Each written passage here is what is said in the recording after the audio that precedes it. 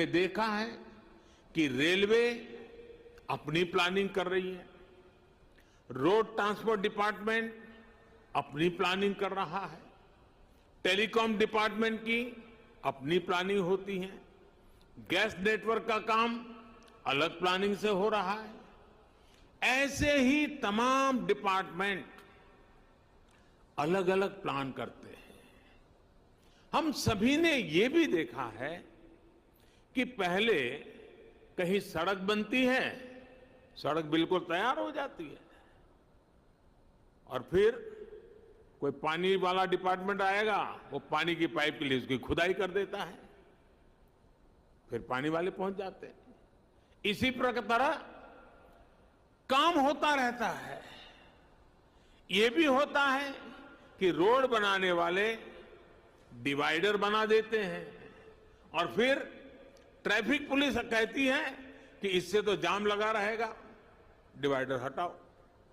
कहीं चौराहे पर सर्किल बना दिया जाता है तो ट्रैफिक सुचारू रूप से चलने में बजाय वहां अव्यवस्था होने लगती है।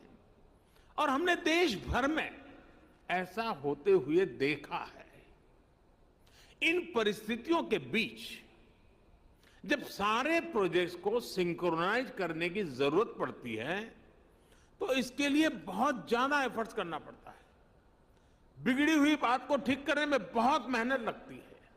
साथियों, ये जितनी भी दिक्कतें हैं उसका मूल कारण ये है कि मैक्रो प्लानिंग और माइक्रो इम्प्लीमेंटेशन जमीन आसमान का अंतर होता है। अलग अलग विभागों को पता ही नहीं होता कि कौन सा विभाग कौन सा प्रोजेक्ट कहां शुरू करने की तैयारी कर रहा है। राज्यों के पास भी इस तरह की जानकारी एडवांस में नहीं होती।